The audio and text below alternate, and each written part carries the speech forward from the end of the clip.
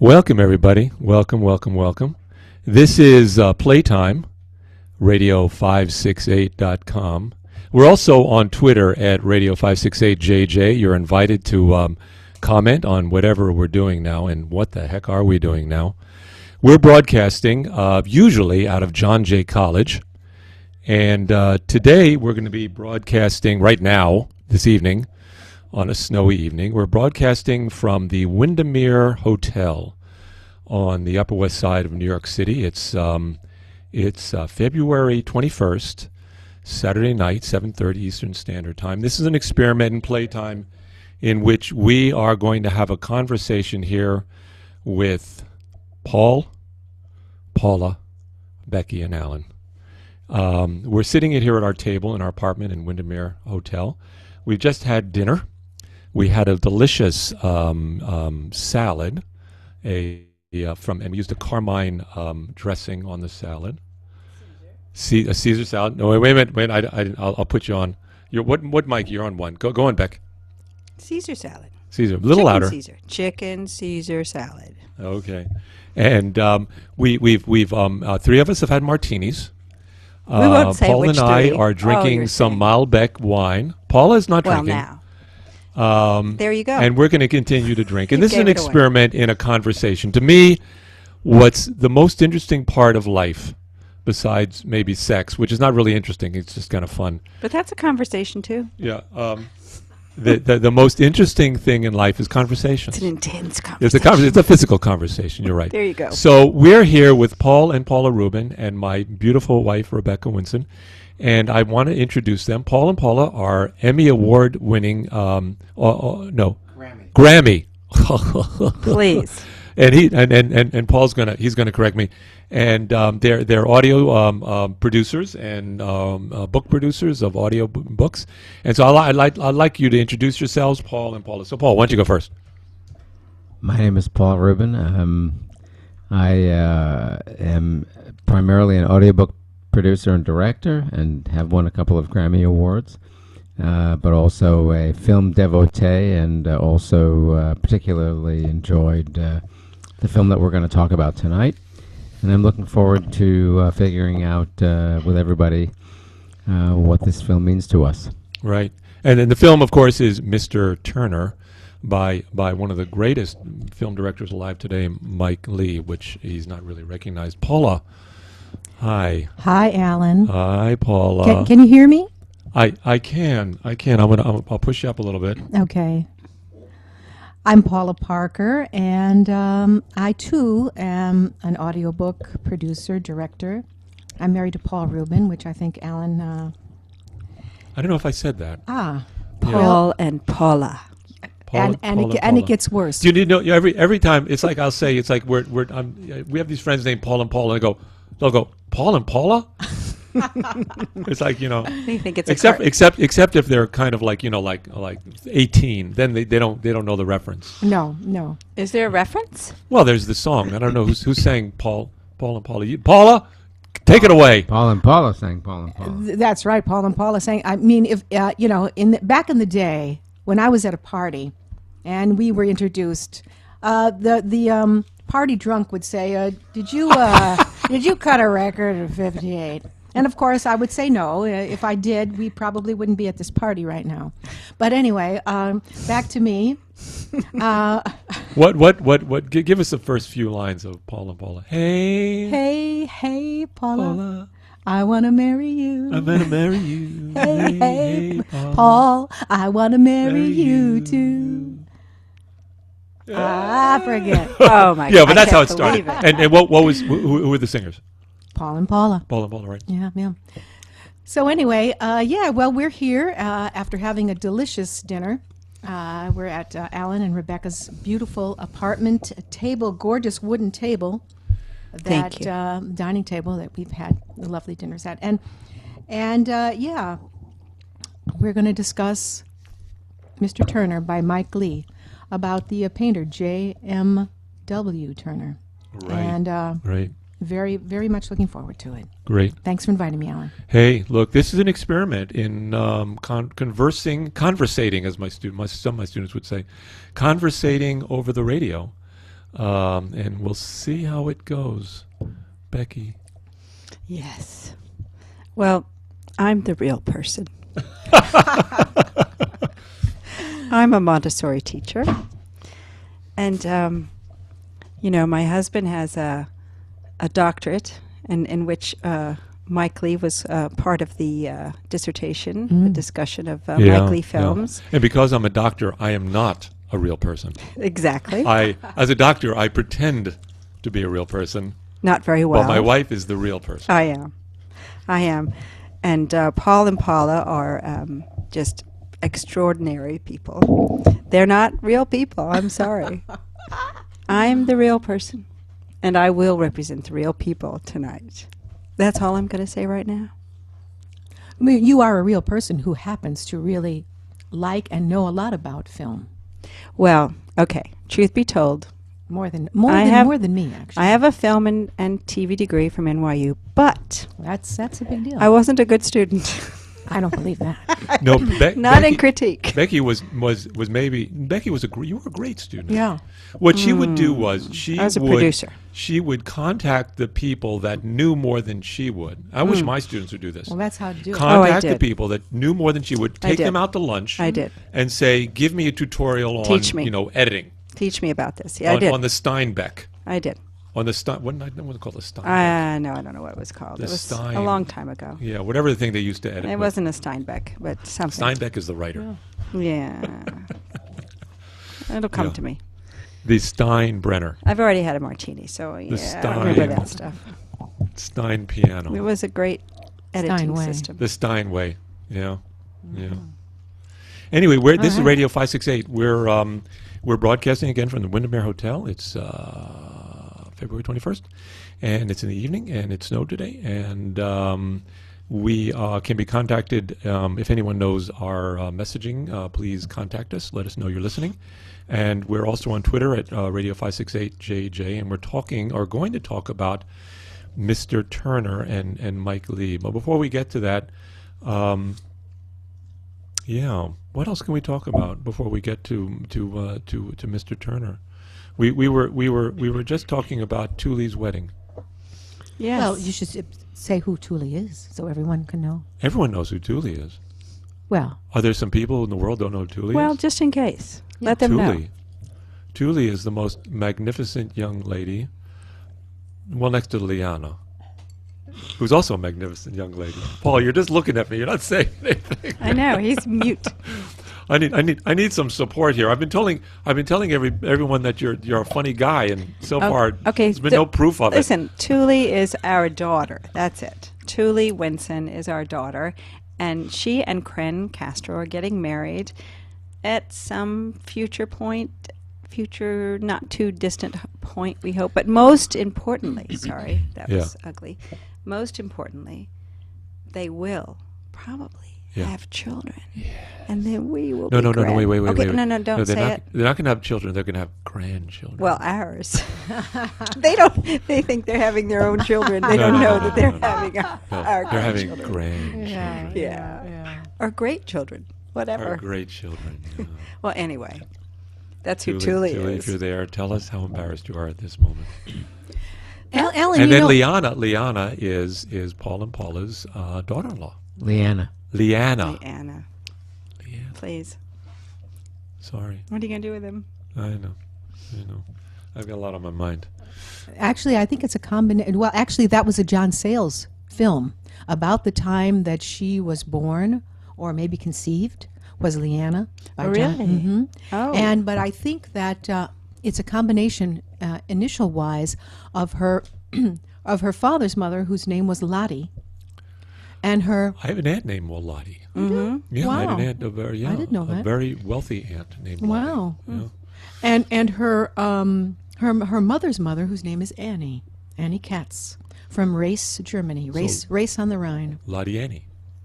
Yeah, so how did that become Lottie Annie. Leanne? Well, maybe I don't think that they were both alive, so you can't name after when they're still alive. No, you can't. That's So true. L for Lottie, Lee, and Anna. I have to ask Jeanette. Yeah. Leanna's There's mother. a lot of technicalities. Jeanette's the mother. Yeah. Jeanette is the mother, and Is Peter Leanna's mother. is Mom. Leanna's father. Right. And Paul has been like skunking him in tennis lately. Wow. Yeah, tell the truth. Well, that's Paul. what Come you've on. been telling me. You said That's what you that said. he can't beat you in tennis. He's a little out of shape.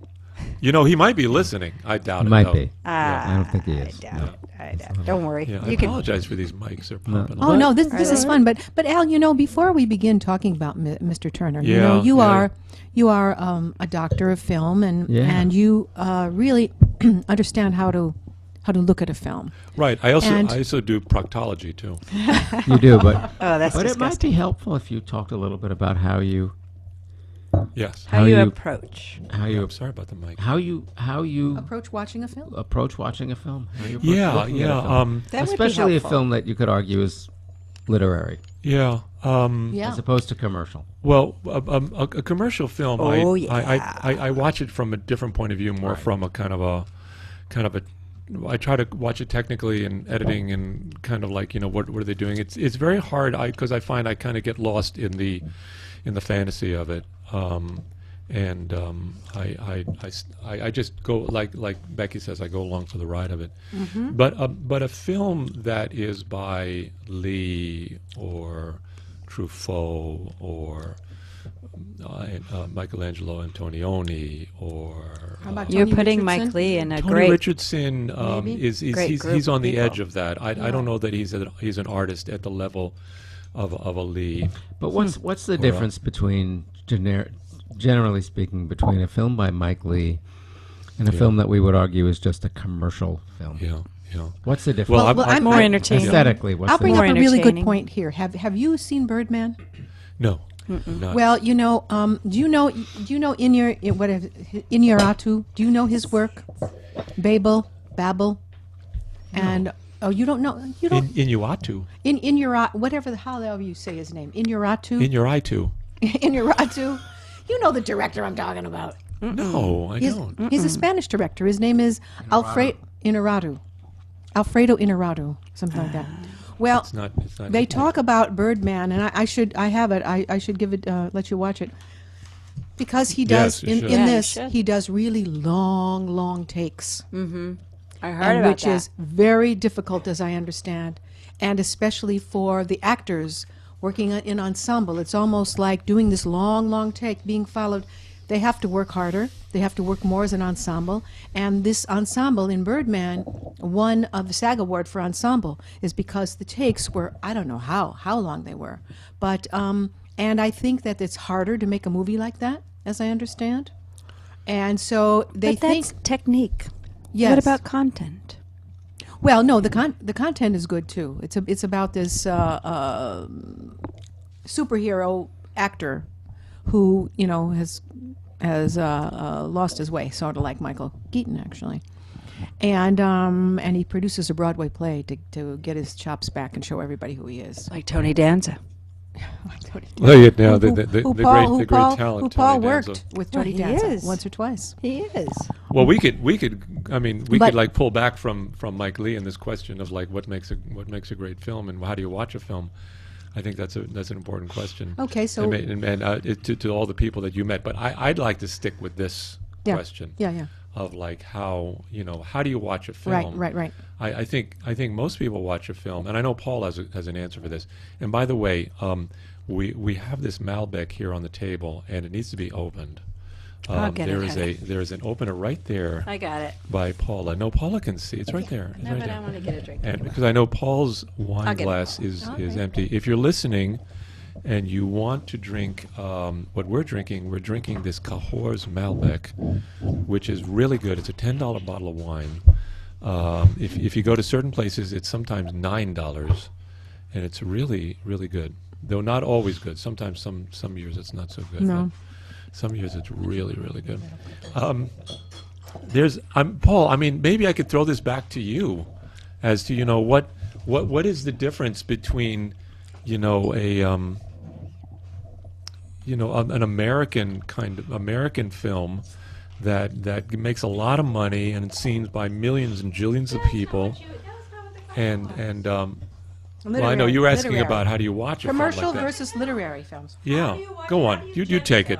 You take it. 'Cause I know you have an answer because I've heard this before, and it's brilliant. Well, no, I don't. So if you're talking about the difference between a so-called commercial movie that people would argue is just made for entertainment and a film made by someone like Mike Leigh, who arguably is not making a film purely for entertainment, what then is the difference between the two? Right. So maybe the difference between the two, or a difference between the two, there could be lots, and this is sort of an interrogation, not a, just a little bit. Thank you. That's great. Thanks, Becky.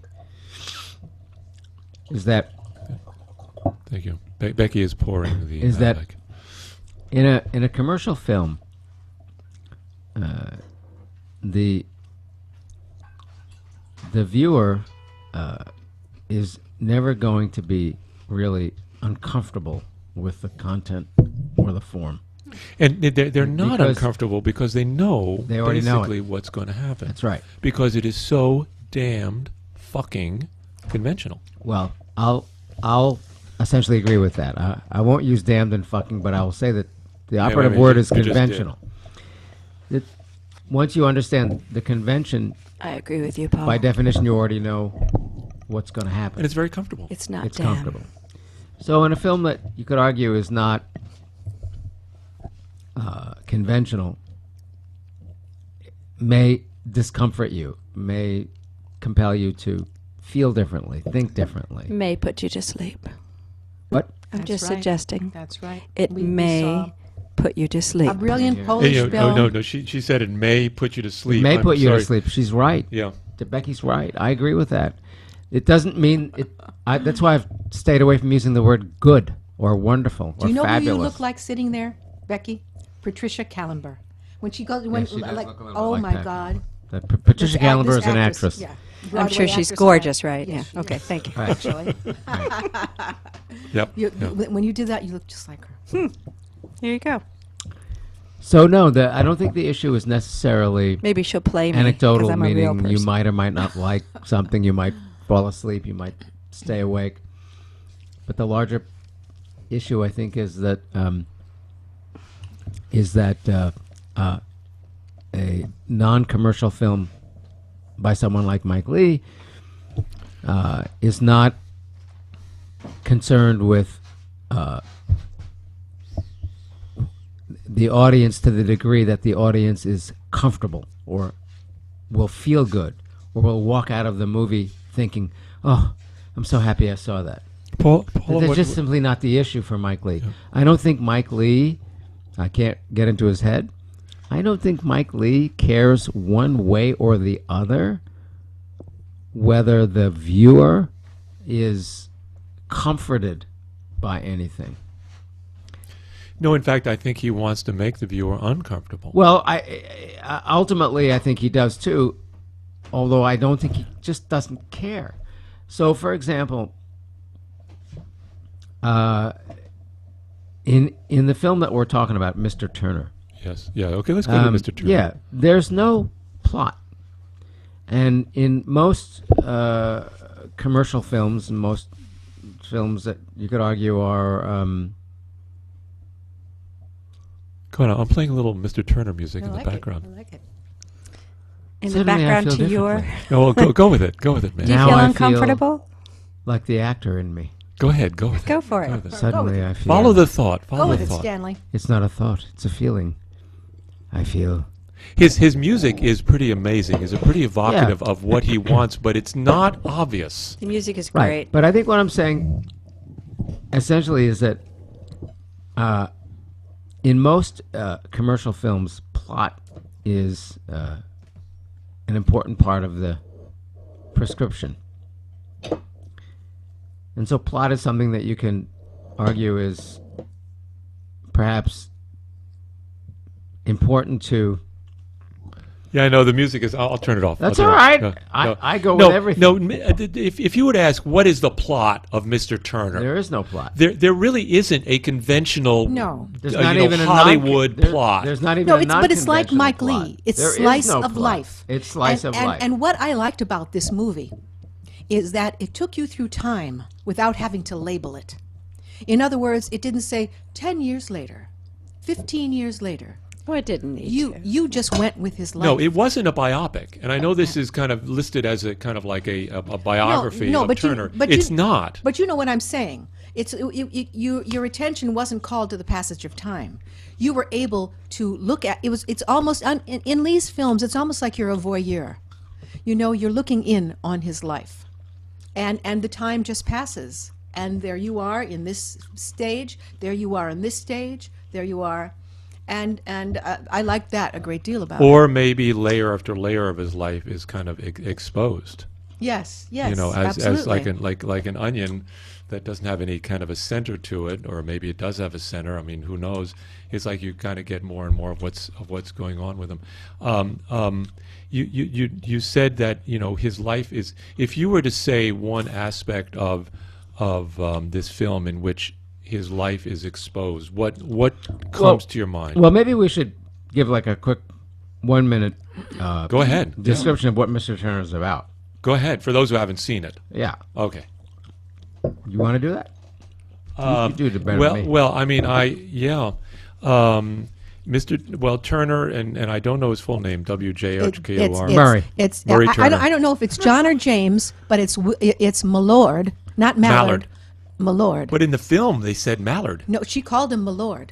Yeah, but he said Mallard. Oh, did he? Oh, He yeah. corrected her? Because later on, I see. Later on in the film, she says, "Oh, it's Mr. Duckworth," Oh, okay. and she says, "Oh, no, not Duckworth, Mallard." Oh, very good. Okay, because somebody called him Millord, and I remembered that because I Right. thought, is his middle name My Lord?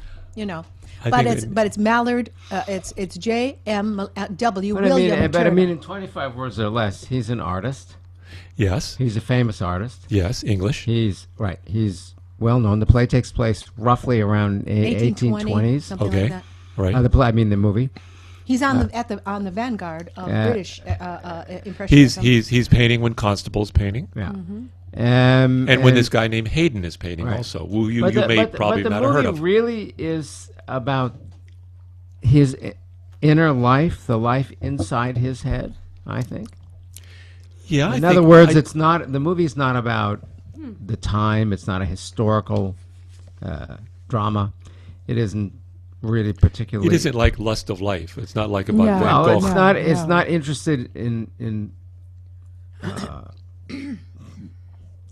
helping us understand anything particularly about the time.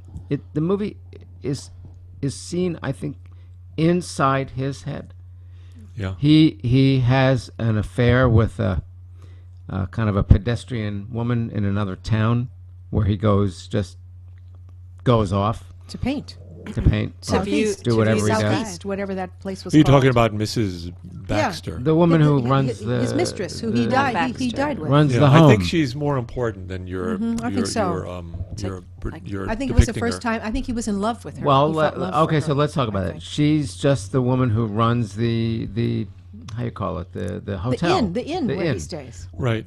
He goes to Margate, which is Yeah. which is Margate, an thank you. area Booth, on the not east, on the Baxter. west coast Sou- of southeast, I think. southeast or I southwest. think it's southeast. I thought it was on the west coast. No. Okay, we can certainly, someone call in, tell us. But Is he Margate meets, on the he east meets, or west he coast meets of a England? woman who is clearly not of his class. Yeah, no, that's I- not true at I all. disagree. It is of his She class. is of his disagree. class. He's a I think he's a so. son of Father. a son of a barber. What? He's the son of a barber. Yeah, his True. father It is who- of his who class. adored him. She is his of his father. class. And maybe that's refreshing. Becky, to you're going to him. have to speak up. That mic is really, you have to be right on top of it. Okay. Yeah. I'm Yeah. saying he There we is go. of her class. Okay. Yeah, I don't think that's really the point of it, and I don't think that's the point of Turner.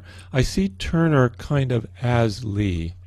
Leigh is very much a part of his films, and the characters, and he could be a part of several different characters in his films. Spall, who plays Turner, has been in many of Leigh's films. I remember him in Secrets and Lies. Yeah, he's in Secrets and Lies. And I many just others. last night I stayed up to 2 o'clock in the morning while watching All or Nothing, in which he plays this. It's a magnificent role. He's a father. He's a taxi cab driver, and he's lost because his wife. He feels he's lost his wife's love. It's like you love me or you don't love me, and the relationship with his son, which has nothing to do with Turner. Turner is a whole other Yeah, yeah, yeah. viewpoint. Turner It's a whole is- other side of Leigh. It's in the topsy-turvy area, but not really. Yeah, Topsy Turvy is a movie that Leigh made, which is about Gilbert and Sullivan. It's one play. It's doing one play, right? Isn't it? Well, a lot of times what he did was he would write a play and then it would be produced. Yeah. He just had a play on Broadway called 2,000 Years. And then it's made into a movie. Now, 2,000 Years wasn't made into a movie, but many of his plays were then made into movies, and he would use that as a process to go into his movies. But geez, I lost my train. Well, of we thought were here. talking about Leigh being Part a of lot his of film. different characters in the movie, and isn't Leigh? I mean, isn't he known to like have back and forths or with critics? Critics are always coming down on him about something. You know, I wanted to read something here because I mean this book. I mean, there's been several books written about him. There should be more books written about him. And I don't have my glasses with me, so I can't read. Does anyone have their glasses? Here.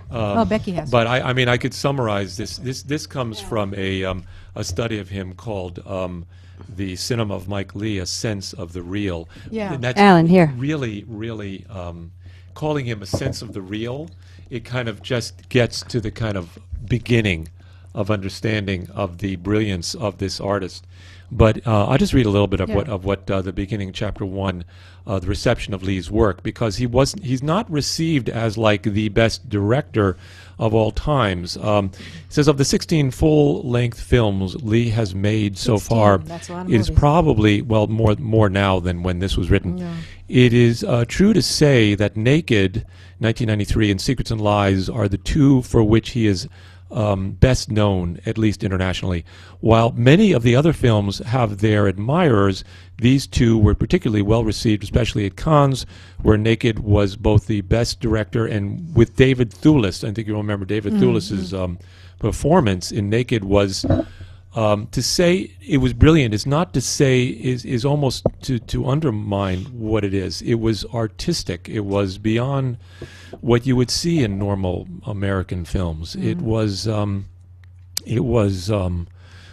piece of art, and it was part of this film called Naked, and it goes on and it names other films, Secret and Lies with Brenda Blythen, who probably did the best work she ever did. I mean, you She see was her on up for- television. She's up for the Oscar for that. Yeah, you see her on television, and it's like she's okay. Yeah. But in Secrets and Lies, she's magnificent. She's also very good in that movie Little Voice.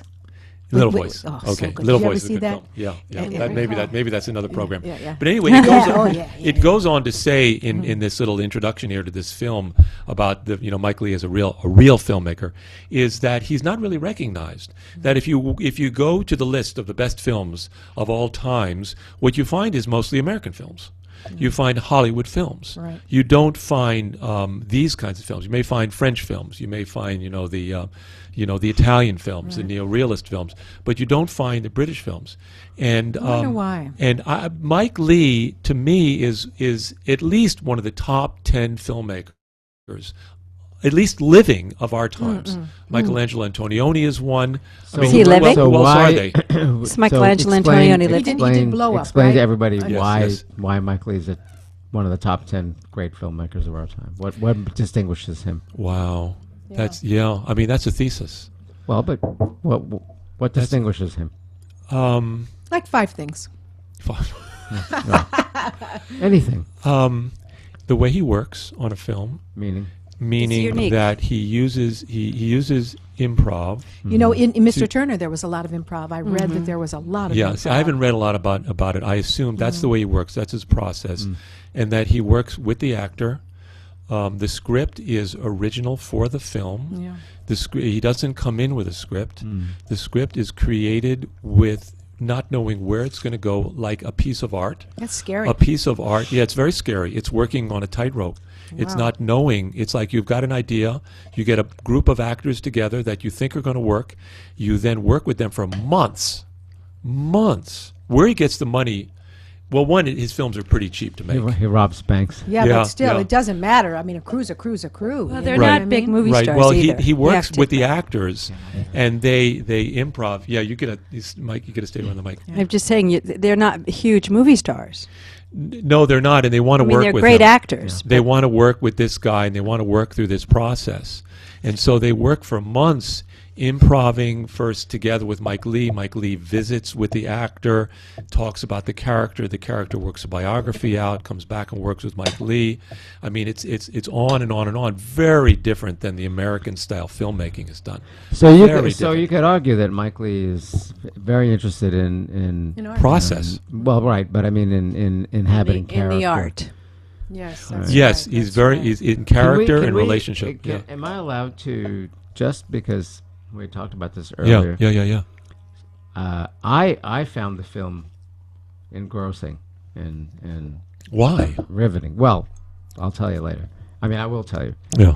I don't. But Becky, I think, Yes. said that I had a She, different had- opinion. the third time she watched it, she didn't fall asleep. Didn't fall It was asleep. like watching So the question is- JMW's paint dry for My Becky. question is, Oh, yeah. is to Becky as to what it was about the movie that was not Engaging. caused somnolence. Well, then let me just repeat Somnolence. that I'm the real person here. Right. Okay.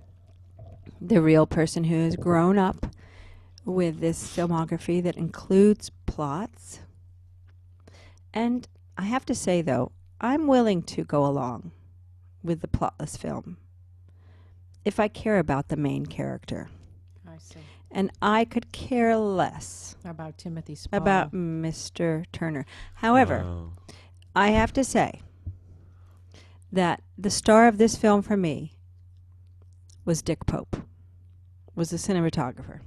Oh, yes. This was probably Absolutely, one of the most absolutely. beautiful and visually beautiful film, obviously visually beautiful films I've ever seen. It was, and he has been nominated for the Academy Award For this movie? Yes. Oh. Oh yes. And this movie Mr. was- Turner got two Yeah, see, I didn't see that. Oscar nominations. Not for acting, though, No, unfortunately. no, unfortunately, no. And I will say too that the acting was brilliant. Mm-hmm. Yeah. But if I had only cared a bit more for Mr. Turner, and maybe you couldn't care for him, and in which case I would have appreciated a bit more information about his life. Ask you why? What was it about him that you didn't care about? Well, okay, well he Yeah. he was an asshole. Yeah. Look to his Why? to Why? his He Why? raped a servant. He was Yeah, bad. right. He He raped a servant who was his niece. He didn't rape Who her. was his the niece? servant was his niece. His niece. Right. I didn't Well, why do hear- you I say missed His he that. raped wife her? called her niece. I missed Now, that. how is it that Well, let's the explain wife? that. There's a scene I in the missed movie that. Wow. where the Yeah. scene you're Missed that. referring to is where he grabs her vagina. meets her somewhere in the house, Yeah. and suddenly he's and he ends up screwing her from in the behind. We could be even more Right. graphic than that. She's placing a book back in a bookcase. Yeah. But Right. I mean, but, and but he reaches over He to pulls her skirts up. and he pulls skirts up and he And fucks he fumbles with his Okay. whatever and Yes. his clothing From and he- behind. yeah, and which her. Did she the most did she demoralizing. reject him? No, that's this. That is much more interesting to me than he is. She was more interesting to me than he is. She I'm did not there with reject you. him. She was looking for his a little bit of attention, which made him all the more reprehensible. She lived for him. Yes, Her she lived for existence him. was his yes, existence. it was a tragic story. I would much have rather seen a movie about her than him. Yeah. The last scene in the movie And Becky, you just watched it, and I was watching over your shoulder when you were watching that last scene. The last scene in the movie is her Vignettes. Going into his studio. The camera is outside the studio in the dark, shooting through the doorway. So you just have the frame of the doorway as she goes back to the studio doing what she had done for 30, 40 years to get the studio ready for Mr. Turner. And then she cries, right? She breaks down. You don't know what she does. She kind of moves back and forth inside the frame of the doorway. You see her, you don't see her, kind of like, she's there and she's not there. But it's very sad. No, it's very sad. It leaves you the sense that it's a tragic. It's very sad. Tragic and life. This is one of the things and that her makes eczema and Leigh a brilliant filmmaker. At the end of All or Nothing, I just watched it last night. The last scene again is a camera that's pulled away from a family scene. The family is around the sick bed at a hospital of a young, overweight son who had just had a heart attack because he didn't take care of himself. You see the back of the father and the mother who are finally coming together again, and seeing that in fact they do love each other. And then the son is the next layer of the shot, with the camera in the foreground, the camera all the way back.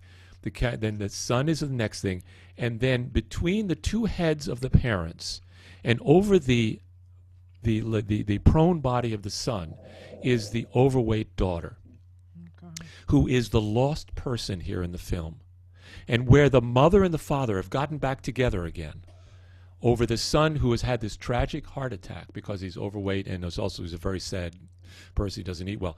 The daughter there is in the background, all the way in the background, much like this niece, much like this woman in Mr. Turner, and her life is undetermined. Well, but that wasn't the last scene. That wasn't the last shot. That was the last shot in All or Nothing and the last shot. I don't think so. I think the last shot. I watched it. But I think the last shot was. Wait a minute, Paul. Wait. I think the last shot was on Mrs. Booth. Oh no, but he's Al is talking about All or Nothing, another film. No, the last in shot Mr. in Turner. Mr. Turner is, and it's absolutely right. It's of this woman that you're talking about that you say he raped. I don't think he raped. I think she wanted it. Well, she was in love. She was in love with him. It was her. She is in a sense, she is the center of the film. I think the last shot was on Mrs. Booth. Right, we can certainly check that out. The happy ending, Mrs. Booth. Okay, check it out. Can all right, Mrs. Booth, can we hear a little scene from Mrs. Booth? Okay, so this is a scene from Mrs. Booth. This is when Turner, what's his first name? Mr. Mallard. It's either James or John, I'm not sure. Yeah, when Mallard actually expresses his love to her. And this is the closest, really the closest that Leigh gets to his domestic films. I mean, he has these domestic films that he makes from the 70s through the 90s, whatever. But except for these biopics, this really gets close to those kinds of films. Let's listen to it.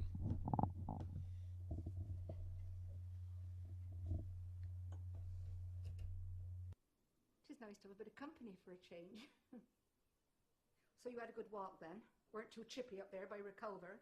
Somewhat blowy, and the wind did kick up some white horses. Can do this time of year. In summertime, though, it is a lovely calm spot for a picnic up there by the Two Sisters. But in wintertime, I have known the whole of Marine Terrace down here without a pane of glass left in the entire place. Well, the glaziers do get rich. When Mr. Booth and I moved in here, we had the old place polished up, spick and span, ready for our first visitors. And the wind did blow and the sea come up. We had broken glass everywhere. It was terrible. Mrs. Booth, would you be so kind as to look out of the window? Here, what am I looking at? From the tip of your nose to the bridge to the curve of your brow, you put me in mind of a Greek sculpture I'm familiar with, of Aphrodite, goddess of love. No! Who's ever said that about my nose before? This old snout.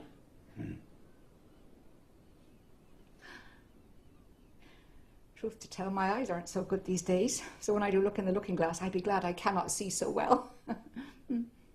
When I peruse myself in the looking glass, I see a gargoyle. And you'll be fishing for compliments. And my old Mary used to say, them what fish for compliments don't get none. Besides, 'tis what's within a person that do matter. I do not know you, Mr. Mallard. And I'm sure there be things about you that are beyond my understanding. But I believe you to be a man of great spirit and fine feeling. Mrs. Booth, you are a woman of profound beauty. Mr. Mallard,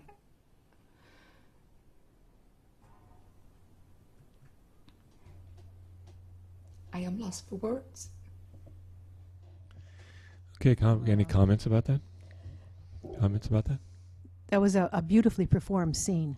It is. It is. I It's a agree. central scene, I think, Yeah, to the film, and it's a very Leigh. It's a very Leigh-like film. A scene you I mean, mean, we yeah, could yeah. talk about that. I mean, he has scenes of domesticity between men and women. Yeah. Those married and not married. I think the married ones are really the most telling and the deepest ones. This one is not the deepest of his of his kind of domestic kind of like men and women kind of relating to each other. But go on. Yeah. What is your reaction to this? To that scene, well, it came as a surprise to me because of the way, as Rebecca was saying, the way he treated his housekeeper, which was just merely for his own, And his wife, yes, his ex, I guess. and his ex-wife and his daughters, Children. 2 daughters, and a grandchild Exactly. that he simply walked away from.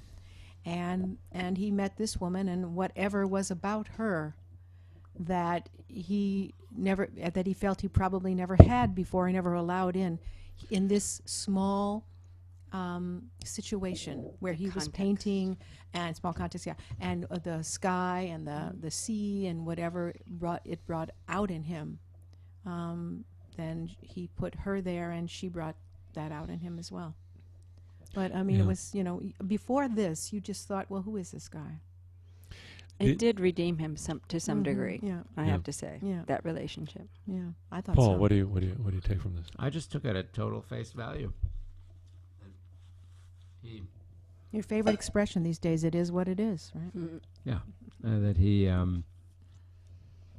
was enamored of someone, that he was attracted to that person. It's a very kitchen sink kind of dialogue. In that scene, he is the aggressor, if you will. Well, he's the solicitor. That's fine, Becky. I'm good. Oh, God. He is soliciting her, and she essentially is receptive to his solicitation. And He has some moves. yeah, He did, and, he blew her away. Come yeah, on. But beyond that, I wouldn't read anything else into it. Yeah. I took it literally. I don't. I mean, I could see you and Becky are tending to agree. Usually Becky agrees with me and doesn't agree with me and doesn't agree with you. But now she's agreeing with you, and I don't, and I'm tending, I think, to agree with Paula. I think there's a deeper sense here of what's going on, and maybe I'm adding to it, but. You're seeing a scene of an artist. Mr. Turner is a true artist. I'd like to talk about his art and how the film relates to the art and how it relates to Mike Leigh's art, because I think there's a connection here. But I think there's a connection here, and maybe he didn't do a great job with it. And I think in other words, he didn't fully get to what he was saying. And maybe I've been watching too many Mike Leigh films and reading into it based on what what I see and feel. What? Maybe. No. It's absolutely possible. But when he says, turn and look out the window, if you refer back to a scene in which he's with a prostitute, not for sexual purposes, but to have the experience of being with this particular young woman. Yeah, yeah. Mm-hmm. Well, he's drawing and her, he he's sketching and her. he asked. Well, but he asked her, put your elbow up here, move your leg here, open, show your breast. It's not a salacious kind of, ha ha ha kind of a thing. It's the artist, and the salaciousness may be there. That's part of life. But there's something else there, and that's the artist's view. And when he says to her, "Look out the window," he's the artist. He is forming a picture. He's always forming pictures. Did in he his find mind. beauty in form? Was that his thing? He found beauty in light. in Light. In light. And that Yes, is where that's I right. think we can move the That is right. discussion Yes. to where he and Lee He are was obsessed with compatriots. Mm-hmm. Lee and any filmmaker must be obsessed With to light. some extent with light. Well, certainly the cinematographer was. That's for sure. Well, right, and the cinematographer and Lee, I'm sure, is fitting into that because his films are. If you look at Naked, it's a very dark film. I mean, there's darkness in it, and the way it's lit is very important where he goes through. But let's not get into Naked. That's a whole other discussion. Okay. Well, I think that Turner there, I think there's parts of his, it was a passion. It drove him. But, I mean, he came from a simple background. I don't think he was a simple man, but I think that he probably didn't understand everything about what drew him, His about obsession. Yes, yeah. I don't think he understood everything about it. No, I don't think he did. I think to a great extent he was a flim-flam man. I mean, how did he Do you present? think so? How did he present his? Oh, well, he yeah. was a It was commercial. very He was a carnivalistic commercial the way he man. presented his film. His, No, but his paintings. But flim flam, Not flim-flam. but not flim flam with his paintings. No, though. no. Yeah, but the way he presented his paintings, the way he brought Yes. the people in, it was kind of like The way his show. father kind of put him in the dark, and Yes, it was like getting that's them right, ready that's to right. look at the Well, magnificence I of thought the that light. was pretty good, actually. Yeah, but that was leading them. That was telling them how. It was like how you are supposed to react or how you're supposed to. Are you I mean, bothered by that? By the fact that actually artists are commercial? That artists want to sell their stuff?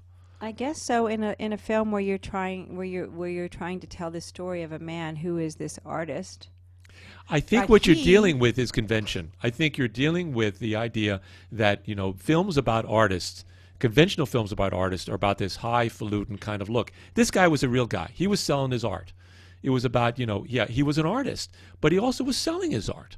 And it's like he needed to get these However- rich people in. He needed to push his art. Yes, but look at that one scene when that very, very wealthy man wanted to buy every one of his paintings. And he said, no, I'm going to give them to the government. Because he was elevating himself. He was elevating himself to Yeah. someone of history, someone of I want my art to be owned by Right. the English museums and Right. for all people to view. Okay, with that in mind, I'm going to play something. All right. All right, this is the Remember Me scene in which Mr. Turner is selling his art, and he's sold his art to a very wealthy person, and he's walked around the salon, and there's his paintings in this wealthy person's chateau out in the country, and the wealthy man's daughter is at the piano. It's not a piano. Piano it's- forte or something, or harpsichord or whatever. harpsichord is playing, and then he then turns to her, and they have a little interaction. So let's play that scene. Her hair was wild in that scene. The style.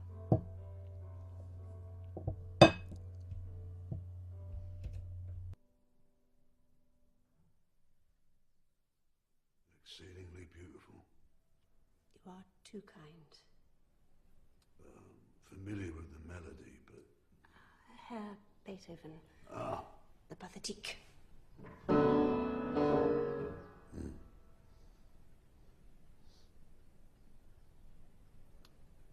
I possess a rare fondness for Henry Purcell. As do I.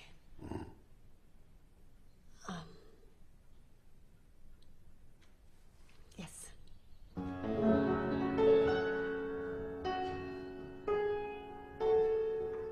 Dido's Lament.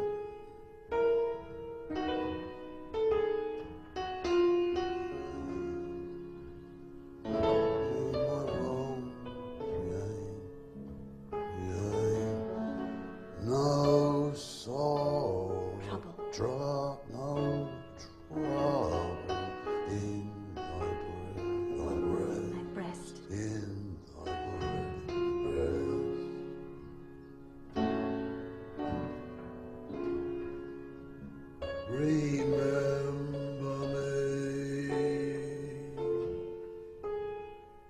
remember me.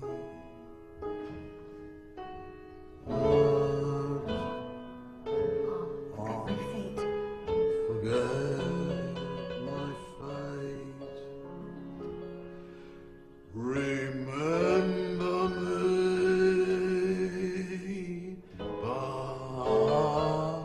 forget my fate.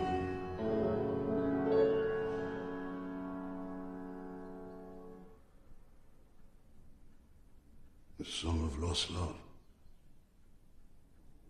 Indeed. I thank you. Thank you, Mr. Turner. Madam.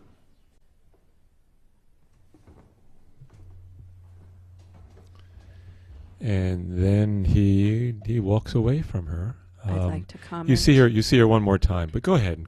Take it out of this romantic feeling I'm having right now. Go ahead, ruin it for me. I will, because it just reminds me of some film from the 70s or the 80s where there's a party scene and some lech is, walking up to a beautiful young woman and, singing a song with her or what have you. It just, it was very lecherous to me. Wow, I so don't see it that way, Paula. I see you want to No, make. I mean, that was the daughter, right? And in those days, I think that singing and playing at the piano or the harpsichord was a lot of communication. Yeah. There was no radio, there was no television, no phonograph, anything. So I think, like I was there, right? But I think when a lot of people sat and played, people would come over and listen to them. I mean, I certainly, if somebody's playing the piano, I certainly go and listen to them. And the fact that there was a little bit of maybe kind of semi-sexual tension there might have just been human nature. I don't know.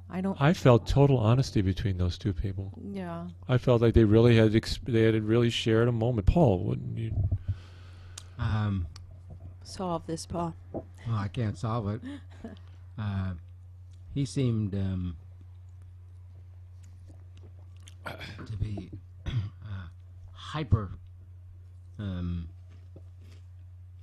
focused on her playing the piano. You know what the scene was before? Right before this, you may remember. His wife, who he had two daughters came and visited him. A very very shrill kind of woman who wanted him to support her. Right. You remember that scene? The wife comes in. Ruth Sheen plays the wife. Fabulously. And this scene is directly follows it. So there's a parallel here. Which is what? There's a parallel here between a relationship between a man and a woman that didn't work. Right, okay. And the kind of idealistic relationship that he was maybe envisioning. He probably would never be able to do it because he was of a different class. Oh, well, there you go. That's supporting what I was saying. How? What kind of relationship could he have had with her? No, he was just having envisioning it briefly as he was talking to her and singing. Yeah, very lecherous. Wow, I don't see it that way at all, Becky. Well, what did he Because say I to don't what like did he him. what did he say to her? What did he exactly say to her? Say to Lost her? love lost. Yeah, it was very romantic. It was very. What were his words? Well, we can play it again. To the I mean, ex-wife we or should to Well, the- what we did- should listen to what he says to her. well, what did he say? What did you hear? Well, it can I don't be think our listeners want to hear it again, No. but I'll play it again if you want. well. I don't think we have any listeners, darling. Yeah. That's too bad well, I because could tell this is you. an awfully good discussion. Hey, by the way, this is all going to be podcast, so it'll be available cool. forever, as long as the internet is around. So now where can somebody It find is it? sort of interesting that we do. Because we I don't- would like to have Zane, my office mate, listen to it, parts of it, Yeah, you? Yeah. because he's a big Mike Leigh fan. yeah, great. And then just direct somebody to it. I think Yeah. I can't read into what he. Well, what did he say I that can't read into you what saw he- as lecherous? Well, I'm not going to use the word lecherous. No, I'm the I one who said can't that. read into what he was thinking, but he did seem very intent very, very intense. It's not just about what he said. It was his It's whole how body he said language it, right. too. His So to that degree, I wouldn't use the word insinuating himself right. and I wouldn't use staring the word. at the woman. I wouldn't use the word lecherous, but I would say that He if was I was trying to make a attracted to statement. someone, possibly. Well, let me say it differently. Yeah, okay, I could say it that way. If I was attracted to someone and I wanted them to know that I was attracted to them, I would be almost hyperbolic in my body language and in my tone. But you know what? So I would say, good. Well, in this scene, what you mostly see is her, Right, which reflects his view, right, which I think was very telling. right. Because she was extremely Boy, proper. do I disagree with you. I don't think the filming. I don't think it had Well, what- that what- kind of, I that kind do- of view that the what- a Hollywood film has on women. Oh, But do we- she do was we very remember exactly what he sexualized said in this to her? film. You saw him through her eyes, Do- and you saw her Yes. through his But eyes. do we? It wasn't just her. But do we remember what he exactly said to her? What did he say? Well, what I mean, you're remembering something. So what is it? Well, I don't remember the exact words that he used. When they sang, and then he said something about lost love. And Right. something. He said lost love. Yes. But he seemed extraordinarily solicitous of her in that scene. Would we Well, agree on she that? is the daughter of his Oh, benefactor. Wait a minute. please. Could we agree that he seemed solicitous of her? Yeah. Yeah, respectful, solicitous. She's the daughter of not his respectful. benefactor. Not respectful. He was solicitous. You're saying he wasn't respectful. I didn't say that. I just said, I was did. he solicitous? Well, what do you mean by solicitous? Was he trying to Solicit her. impress her with his interest in her? I think there was some of I that. thought it was. I think there was some of that, but I think it was quite mutual. I think it was coming back at him as much as he was giving it Yeah, to but her. I'm just asking if, from his point. Then she was solicitous too. You think it was just a real moment where But they that's both liked okay. the music? I'm just think that's what trying it to was? break down his just him. Was he? I'll tell you solicitous? honestly, what I saw, Paula, you got to get in on this. What I saw was her interest in him, even as much or more than his interest in her. Okay. So I think his interest in her might have been because it had just come off of a scene with the father in which he is saying, don't you like the way these paintings are set up? can we Because the say father that just they set were- up. Can we say that they were equally solicitous? I- of I- one I- another? I think would that they were say equal. it may be equally, but even more from her point of view. She seemed more interested in him Okay. than he in her. But there's Alright. no equality in And that therefore- era. and therefore There's no what? equality between men and women in that era. They were sharing a moment of artistic bliss. Well, after all, I mean, he Yeah, is. don't get You have to Yeah, You right. have to Don't define get- what artistic bliss don't get means. modernistic on me. No, I'm not. I think what does that's what they artistic bliss in mean? that point they were they Exactly. were Thank you. agreeing they Thank loved That was hard. That's not true. It Oh, was. Stop. We want to play this for people, and you say talk like Wait that? a minute. No, I agree with you, Paul. He had no sexual feelings for her? Of course he absolutely. did. Yes, Well, definitely. that's what Of we're course he talking did. about. Yeah. But why do you see that as a negative? That's not a negative. I do. Becky did. It Becky is saw what it. it is. I'm seeing it as a negative. I'm seeing both of us seeing this as a negative aspect see of it. Mr. Turner. I'm Is not that seeing- he's a lech, and no. that I don't see Paul's this a at realist. all in Paul's him. a realist. He's just seeing it as Becky, it Becky, is. use I think the- he's a man with needs, like just we a all minute. are. Well, just hang on. Becky used the word lech. I did. I just simply said each seemed to be very solicitous of the other. Fine. Period. So what's the point? So fine. There is no point. They are. Which I think but I think that goes back to what you could fundamentally argue about the scene, which is it fair to say that Mike Leigh himself, as the arbiter of this movie, because he could have cut the scene, he could have done anything he wanted to do, simply allowed this scene to play out as an expression of human experience and leave it at that. Does it really have to have any grandiose kind of meaning? I think he is a playwright, and this scene, like any scene, Has is a not meaning. just out of it just doesn't happen. You I think agree that with he that. It's a had decision. Okay. It's written. Okay. It's done. It's part of a structure I'm that just he's saying it's not creating. entertaining. That's all. Okay. Yeah, yeah. All right, let's turn from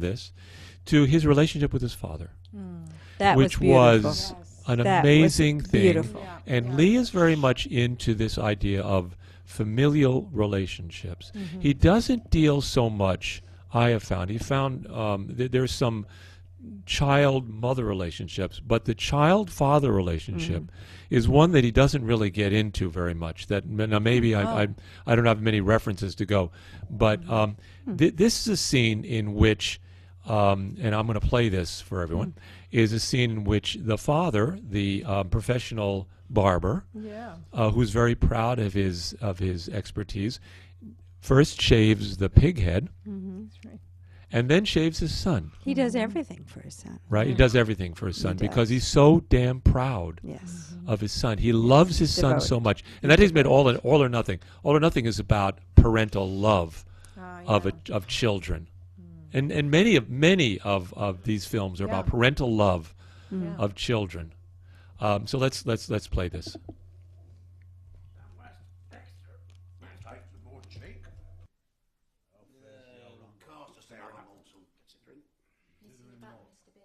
His age.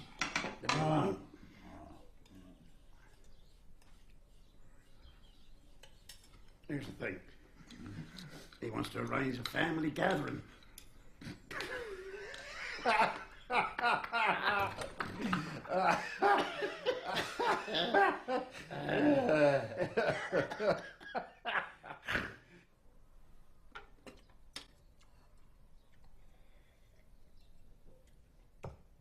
Will you take some more cheek? Yeah, we'll cast us another morsel. Missing your button, Mr. Billy. No.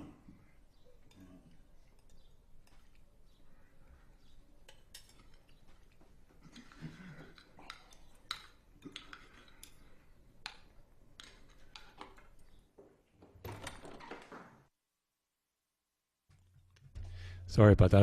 I thought there was more to that, but it's that was a scene in which they were eating the pig head, right? Cast another chick. It's a I'll take little I'll take family another meal. morsel, Yeah. right? But I think the relationship with the father is significant in It this is. film, It is. and I think there's the parallel that goes on between the father's death and the son's death. Yeah.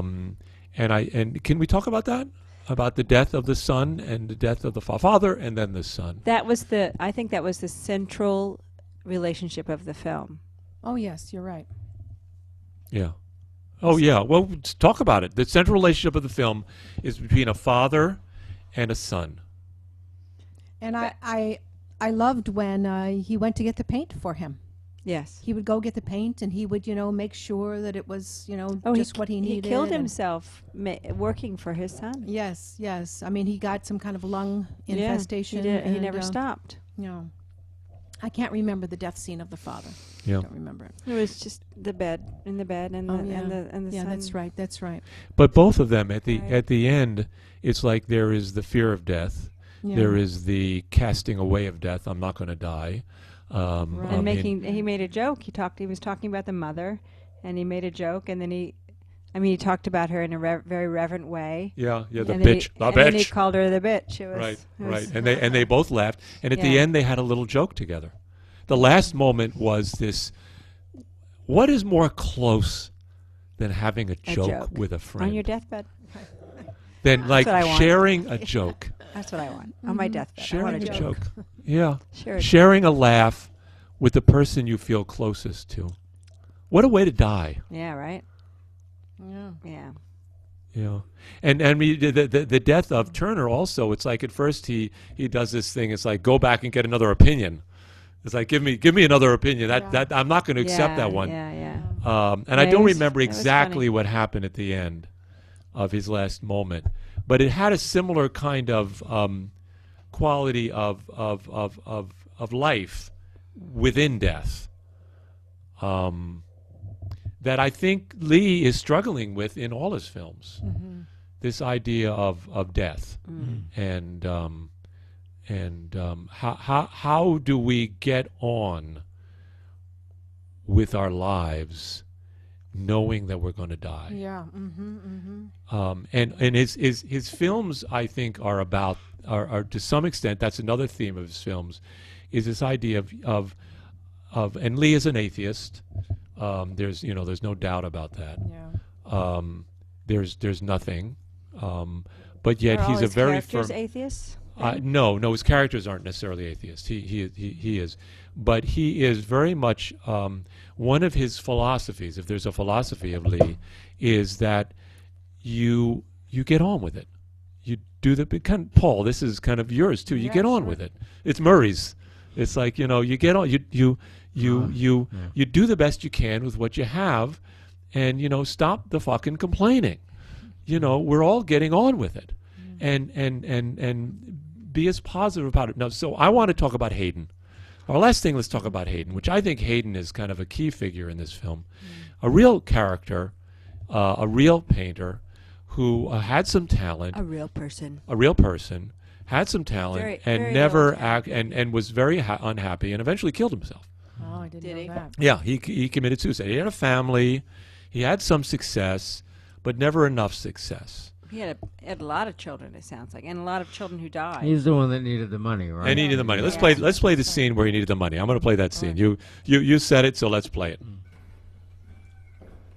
What a curious fate is mine. Last month in the King's Bench prison in the company of debtors. This month the guest of quality, rank and fashion. Rejoice, Hayden. You find yourself in a veritable bacchanalia. His lordship keeps a very fine wine cellar. Be sanguine, fill your boots. Might I ask you to loan me some money, Turner? A big one? I am in dire and pressing need of £100. Out of question. My landlord, he's a good man, a patient man, but he will not wait forever. I need to pay the wine merchant, my colour man. And your dear wife, Mrs. Hayden, she's faring well. Mrs. Hayden is presently with child. Well, you have my hearty congratulations, Hayden. Congratulations are not in order. I'm in torment. I'm not unsympathetic to your impecunity, Hayden. Therefore, I can advance you £50. Turner, if £100 will not spare me from this predicament, what in Jesus' name can £50 do? Then you are refusing to accept the £50. It is damned inadequate. I wish you a good day, sir. Turner, Hey! my word is my bond. I may not yet be an academician, but I am a gentleman. I have a painting presently with the King at Windsor. I am assured he will buy it from me for 500 guineas or more. Furthermore, I have another fine painting in mind, a companion piece, which he is most certain to purchase in addition. Who has made these assurances? The King's private secretary, Knighton. Well, I can furnish you with £5 this morning. £5? £50 is not sufficient. £5 is tantamount to an insult. Sir, I beseech you, brook your ire. If you attend my residence at London, I will loan you £50. In addition to the 5. Mr. Hayden, you're exceedingly tiresome. Mr. Hayden, you're exceedingly tiresome. There is a dichotomy between the characters here. What I mean, Well, do he you see it? pronounced his own name Hayden, and Spall pronounced it Haydn. Haydn, yeah. Maybe different dialects. I don't know. But what about the difference in the characters here? Well, I just felt this was a very mean scene. I thought Turner came off as a very mean man in this scene. But he loaned him money. But he wanted £100, and he only. I know, loaned but him, well, you know, come on. I mean, he did loan him money. He could have just said, blew "Fuck him off." Yeah. But what about the difference in? I mean, actually, I think this was one of the scenes where he was more human than some of the others that I've complained about. Yeah. Maybe. what about the difference in character between a Haydn or a Hayden and a Turner or a Millard? Turner was confident. Turner knew who he was. He had no doubt of his talent and his ability, and where he was where he should be. So when they were being exhibited in the salon, whatever it was, where they were being exhibited, one of Turner's paintings was put in the secondary salon. Right, but he had along with paintings in Haydn's. the main. He did have a salon. painting in the main one, but he Yeah. did have a painting that more than one. that was cherished in another one. And Haydn had his donkey, Yeah, and it was pretty piss poor. and it wasn't good. And they had a very different reaction to it. What I'm trying to point out is that one of Leigh's themes is this idea of people who get on with it, no matter what okay. life throws at them, and people who say, who are constantly angry. And saying, Right. it's like, why, woe is me. Life but is Turner so was hard. in the main and- room. What's I that? mean, he had one painting in the main room, so maybe he could be more, Well, maybe the reason he had a Separate about it. painting in the main room is because he had a different character. Maybe because also he was very much more talented. But I think Leigh's point is, it's like some people are able to get on with life, right. and some people just At kind least of are you're constantly in turmoil. Yeah. I just wonder if there's anything about that. This is one of those other themes, along with family and. Yeah, I mean, I think that theme exists a lot in Secrets and Lies, for instance. Oh yeah, big time in Secrets and Lies. Yeah. Big time, and, Like and you Spall. see that's in a lot of films of his. Yeah. The one who gets along. In fact, there's one that I just watching last night. I can't remember the name of it. I was just watching it last night, in which Spall plays a character who doesn't get along with it.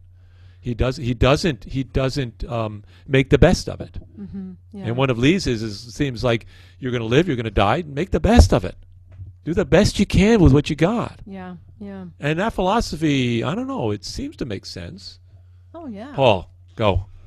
Well, You're making faces. I only know what. No, I'm not. I only know what I heard in the scene. See, and I don't know enough about Mike Leigh to know what his intention is. I'll lend you some books. Yeah, I'd have to. I just don't know. I know what I saw. I know what I heard in the scene. And? Well, what I heard was a person, as Becky had suggested, in a power position, who's somebody Yeah. who was a little more confident about his place in the world, Yeah. who literally had money, and someone who wasn't. Yeah. And he kind of played with him. Yeah. He kind of played with it. Okay, I'll Well, give you $5. Well, Right. Whatever. I'll give you he- $5. that wasn't he nice. leveraged his power. Yes.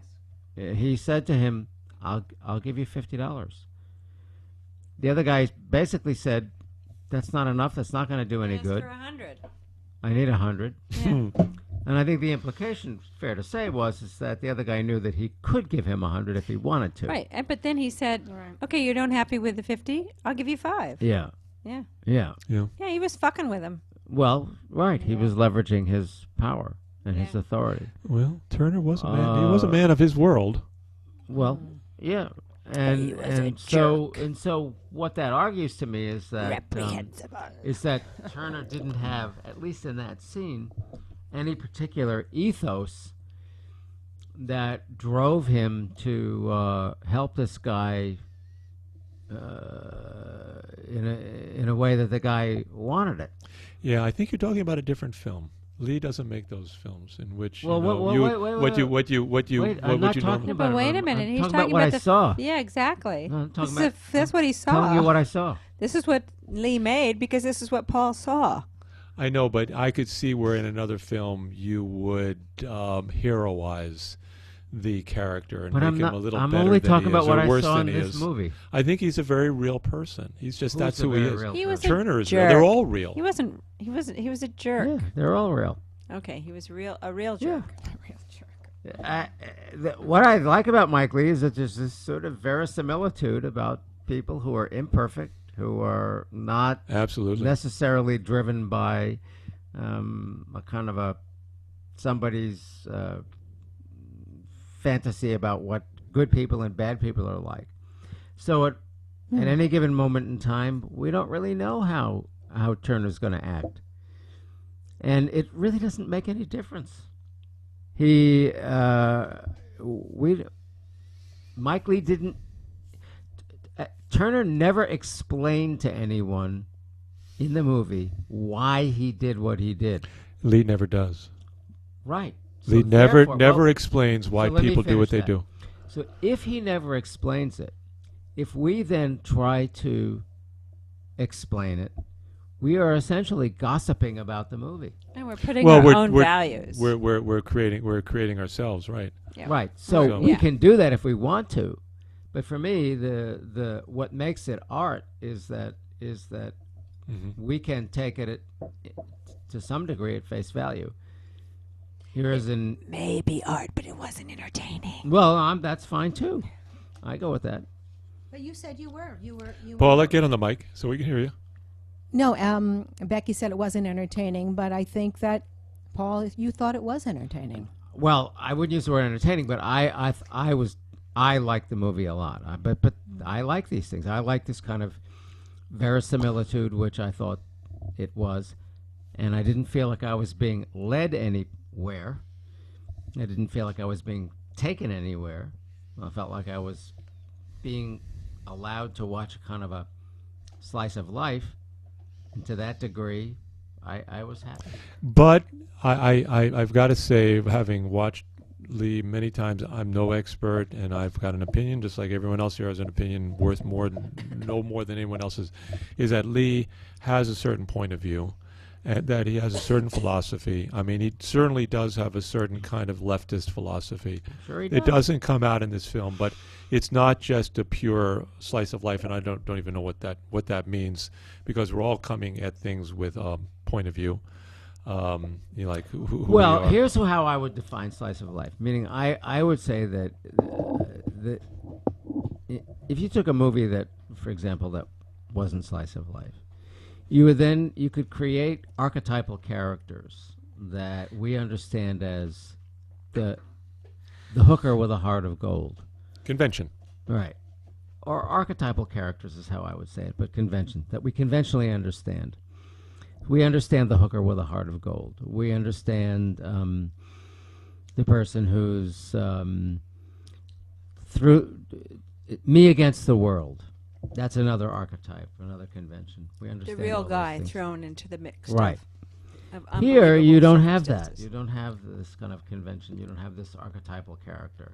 You just have this guy who's kind of warts and all. If honestly, for me, it would have been a more entertaining, more engaging, more engrossing.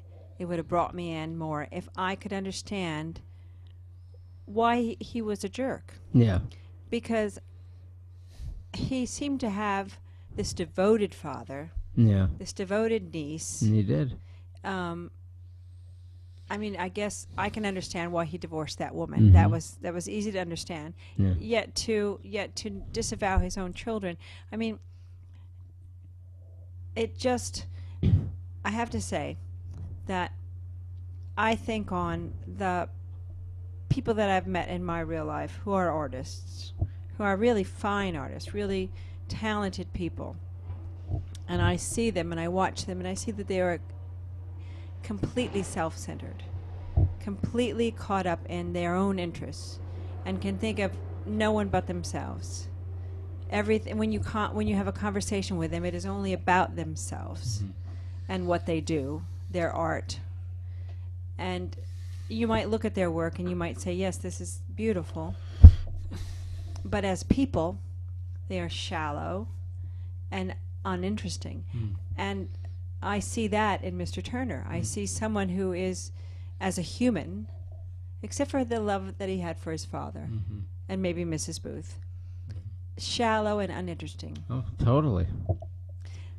Totally. And I mean, He was if this was an total exploration narcissist. of that, then yeah, that was I think a really worthy exploration of that. I agree with you. But- So I think what it really boils down to is that, see, for me that's interesting. For you, you're saying, but Yeah. I think everything you're saying is absolutely accurate. He was a narcissist. It was all about him, and I think all about him would be Almost to a could- degree of cruelty. Yeah, you could mean, not you could almost. argue that scene where he takes that woman and from the rear end gives her Yeah. the shaft, literally, is indicative of it's all about me. He ruined- literally just needed to satisfy himself. He ruined her life. Well, She had no opportunity, no at chance. that moment in time, in that actual scene, let's take that scene and not look even before or after. In that actual scene, he satisfied himself. Oh, yes. End of story. Yeah, and he walked That's away. what he did, and then he left. Yeah. That was the scene. Yeah. Okay. Exactly. I It think leaves me limp. I can't say I wouldn't disagree with you, but I can't agree with you either. I think it's a very kind of a limited analysis that you've just put together. But In my limited view. in my I think we've been going in an hour at this at Mr. Turner. Yeah. And I just want to take it one. I just want to kind of end it here, and so I'm gonna play a little of this Mr. Turner music. Thank you very much. This has been very interesting. Oh yeah, thank you. This was great. I hope some people were listening. Space, No the final one. frontier. Yeah. Go ahead. Go ahead. You can. These are the voyages of the Starship Enterprise. Go ahead. Go, William. No, that's it. That's all I can do. Go, Bill. Number 1. This has been Radio 568. We're on Twitter, Radio 568JJ. My students at John Jay College, we do programming periodically throughout the semester for a class called Self, Media, and Society. We talk about media and its effect on our lives and our thinking and our behavior, mass media. And today we were talking with Paul, Paula, Becky, and myself, Alan Winson, or Dr. Alan Winson, because I'm the only authority here. No one else here has I'm the authoritative real person. No one else here has a doctorate. So whatever you heard, it's the only real truthful thing was what I Just said. like the artist, right? Very self. I appreciate anyone who listens, anyone who might listen in the future about this discussion of Mr. Turner. I think a fantastic film. If you've not seen Mike Leigh, unlike my wife, I think you should go see him, and several other. I'm going to turn off our microphone at this point. Thank you all for listening, and thank you all for listening in the future. This is Radio 568 coming to you from the Windermere Hotel.